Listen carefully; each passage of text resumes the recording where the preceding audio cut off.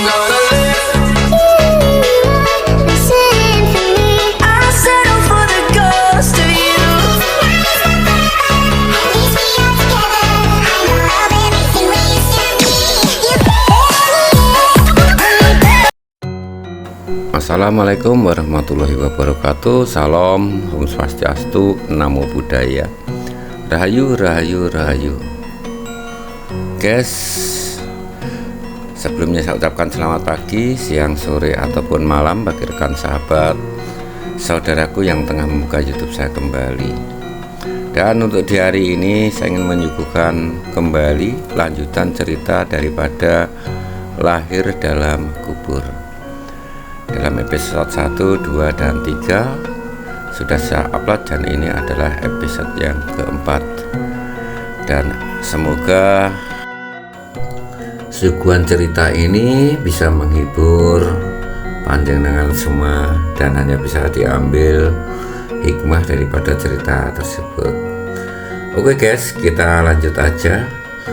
Yang kemarin yaitu peperangan antara Kerajaan Jenggalapura melawan Kerajaan Mentaun. Kerajaan Jenggalapura dipimpin oleh Jayengkusumo dan Kerajaan Mentaun dipimpin oleh Gajah Angun-Angun.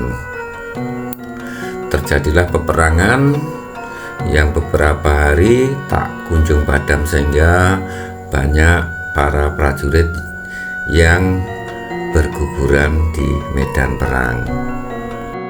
Di saat perang berkecamuk di Taman Jenggalapura itu terlihat Renasih, istri daripada Jayengkusumo, bersama dayang-dayangnya lagi bersenang-senang di Kaputren, yang mana si Renasih bercerita ke dayangnya betapa bahagianya dia karena dia seorang gadis desa, anak seorang begawan, dinikahi oleh seorang raja yang agung dan bijaksana, juga berbudi luhur dan juga tidak sombong, dimana dia sangat bahagia dan bersyukur, juga mendoakan agar suaminya yang ada di medan perang tersebut bisa unggul dalam peperangan. Tidak selang beberapa lama datanglah Dewi Asmorowati bersama Jayangroso diikuti oleh Patih Basunondo masuk menuju Taman Kaputren menemui Ratnasih. Dan saat itu juga Jayangroso langsung memegang tangan Renasih dan menarik tangan Renasih sehingga Renasih terjengkang. Lalu Jayangroso pun menampar muka Renasih.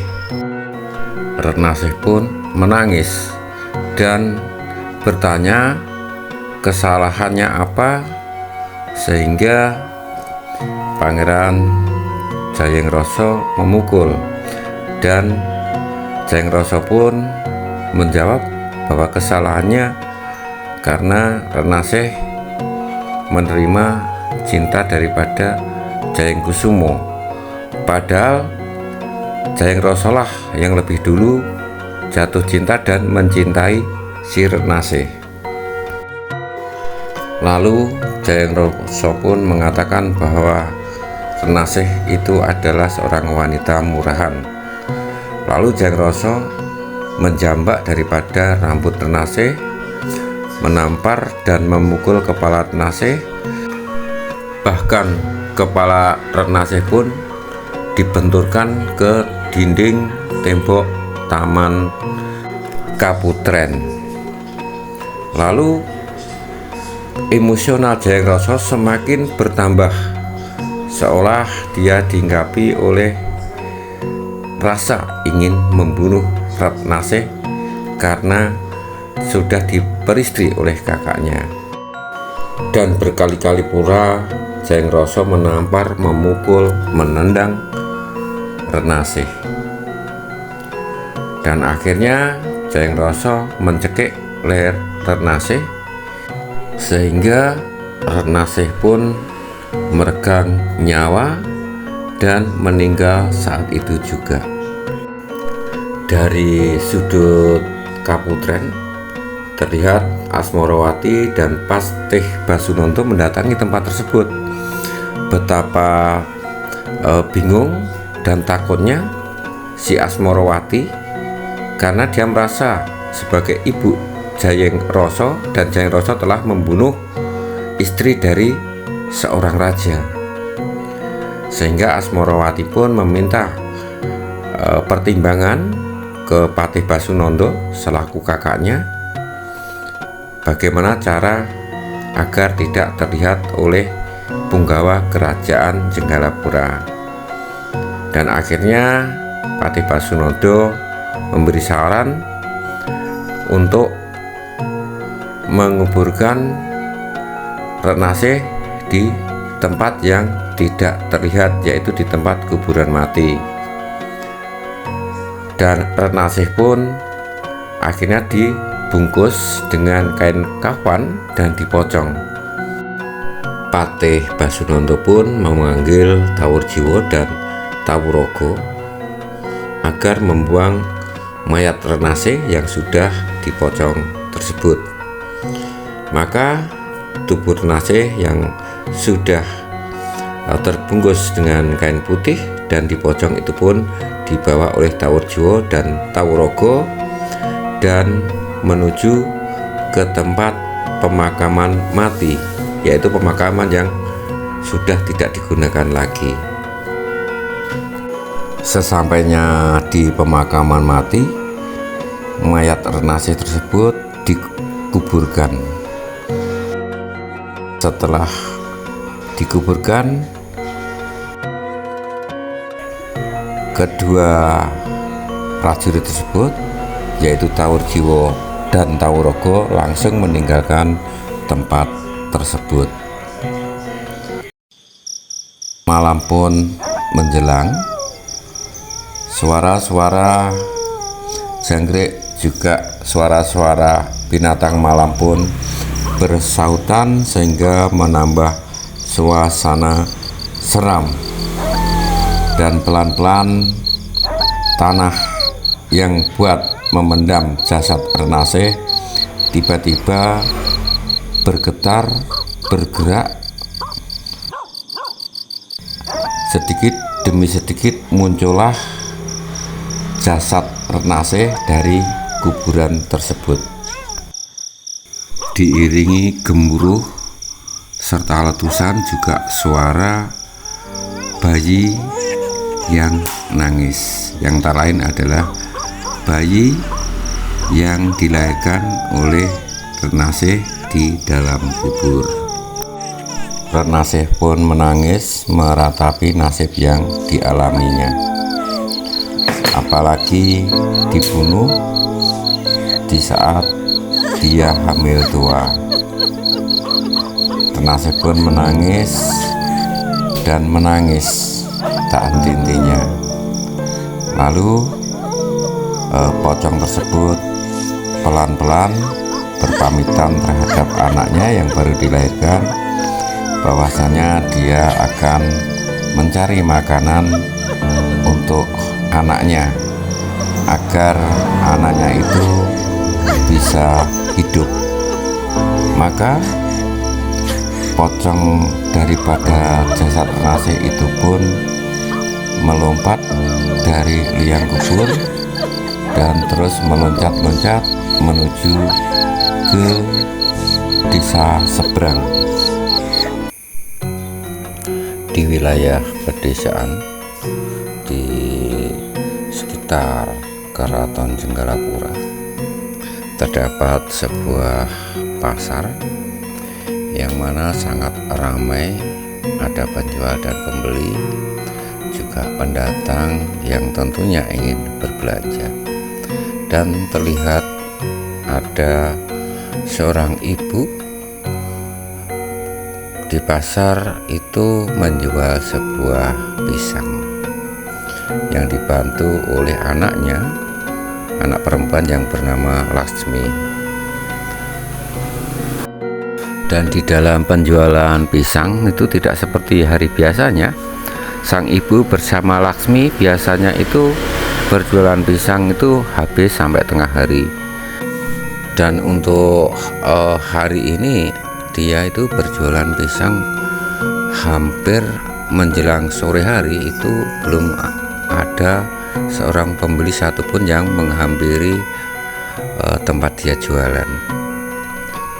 Dan ada beberapa teman si penjual itu ngobrol masalah teror hantu pocong yang selalu mendatangi rumah-rumah orang, yang menangis, juga sesekali mengetuk pintu-pintu rumah orang yang ada di desa. Bahkan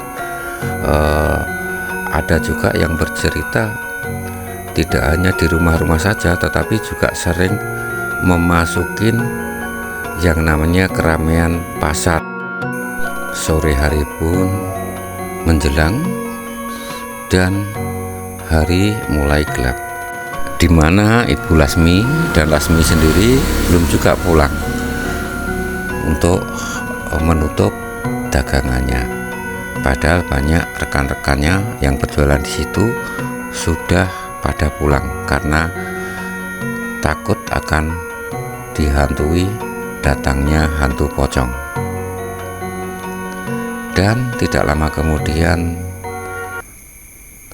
terdengar suara tangisan yang memilukan. Dari kejauhan terlihat sebuah hantu pocong melompat-lompat mengarah ke tempat di mana ibunya Lasmi berjualan pisang. Karena melihat hal tersebut, ibunya Laksmi itu ketakutan dan lari bersama Lasmi meninggalkan dagangannya. Dan hantu pocong itu terus meloncat-loncat mendekati dagangan yang ada di meja, yaitu pisang. Dan pisang itu diambil oleh pocongan dan dibawa pergi dari tempat itu. Ya, karena kita sudah tahu ya di mana hantu pocong tersebut tak lain adalah jenazah ya dari Renasih yang telah melahirkan, yang mana Renasih tersebut menjadi sebuah roh yang gentayangan, dan dia mencari makan untuk anaknya yang dia lahirkan di dalam kubur. Lalu pocongan tersebut pergi kembali ke tempat tinggal di mana anaknya yang ditinggalkan, yaitu di sebuah kuburan mati. Keesokan harinya, untuk kabar itu semakin meluas karena memang benar adanya sebuah hantu pocong memasuki sebuah pasar, dan di mana ketua paguyuban sebuah pasar ingin semua itu disampaikan ke seorang rajanya yang ada di Jenggala. Maka ketua pasar menyuruh ibunya Lasmi bersama Lasmi pergi menemui Raja Jenggala untuk menyampaikan hal yang terjadi yang ada di desanya tersebut. Maka berangkatlah Ibu Lasmi bersama anaknya itu menemui Raja Jenggala, karena memang jaraknya sangat jauh dan tidak tahu bahwasanya Jenggala saat itu dalam keadaan darurat perang. Dan perjalanan pun dimulai dari desa tersebut menuju ke Jenggala.